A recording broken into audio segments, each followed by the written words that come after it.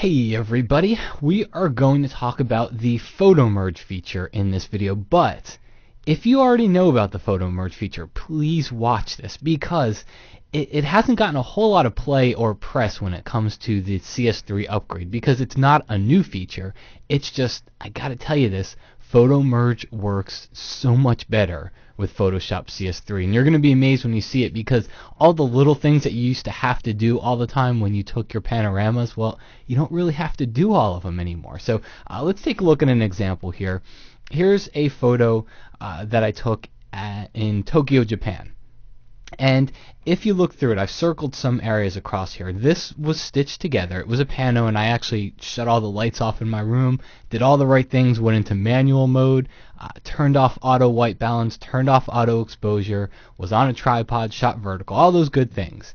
And I turned off all the lights and shot this from my room, and it came out okay. All right, but if you look at the circled areas here, first we've got this one area down at the left bottom here, and you can see how things didn't stitch together all that well here. You can also see some pretty big color differences.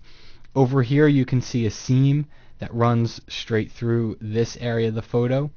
As you get over here, you can kind of see another seam. You can see a big seam over in this part over here. And then as I scroll over here, you can start to see some color differences here. And you can see that there is a seam here, but there's also a pretty big kind of area where it didn't stitch together that well. It didn't stitch the buildings together.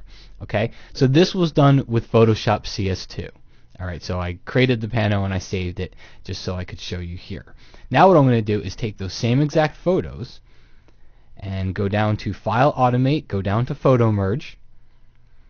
And inside Photo Merge, I'm going to load the photos for that pano. Okay, so here we are, all these Tokyo photos. I'll click on Open, and I'm just going to leave it set to Auto Layout. All right, and then click OK. And you can see here it's going to start stitching together the photos, and it really just takes a couple of seconds here, and that depends on what you're stitching. So what I usually do when I'm at least experimenting with the pano, just to see how I like it, I'll save them all out as JPEGs, and then I'll stitch them together. Now you could very easily do this with raw files as well, but it just takes a lot longer. And then just to kind of get rid of all that the crud on the edges here, let's just take my crop tool and crop across here. And now let's take a closer look at the photo. And if you can kind of just remember some of those areas, remember over here on the building it didn't stitch together well. Well, it did now. Remember those seams that we saw over here? I don't see them anymore. Alright, they're gone. And you can't really see it. You can see a little bit of a color shift over here, but that's nothing compared to those seams that we had right in the middle of our photo here. And then as we get over here, now we still do have kind of a color shift between here and here. However, it stitched together a whole lot better. Okay, now we don't have that building that didn't stitch together well, so I could very easily come in here and maybe use, say even something as simple as the burn tool and just darken this area of the building up. Okay, and let me jump back over to that other image and you can take one more look at it just to see. Look at all this. I don't even know what else to call it besides crud, but all these seams that you see throughout the pano. Okay, so that's doing things the right way. That's getting on the tripod, switching over into manual mode, turning off auto white balance, auto exposure, all those things. And this is basically the difference that I have between the two. Now, what I want to show you, what's even better about the new photo merge is I'm going to go to File, Automate, Photo Merge. And I want to show you a photo that I did nothing with. A photo that I sat on the ground.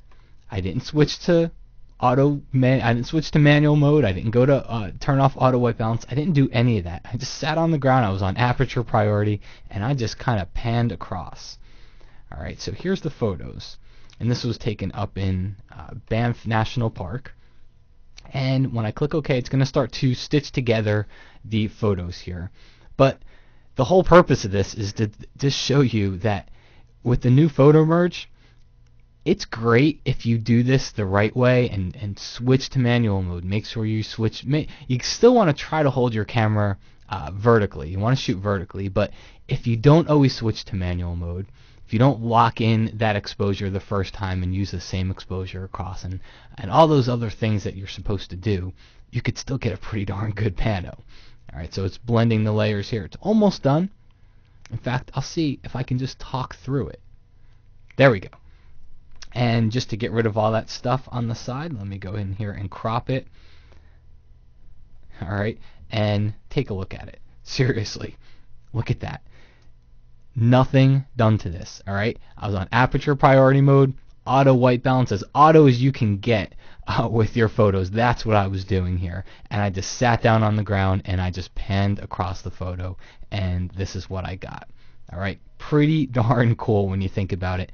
That's really, it's the new photo merge technology. It's that auto blending technology that's inside of Photoshop CS3. So it didn't get a whole lot of press when the upgrade to CS3 was announced. You saw auto blend, but most people saw that being used with trying to line up maybe two different scenes with a lot of people in it, and Photoshop would line those scenes up for you. But instead, that same auto blend technology is being used inside of your photo merge dialog as well, and it creates some very, very cool panos in the end. So get out there, try it out. It's easier than you think.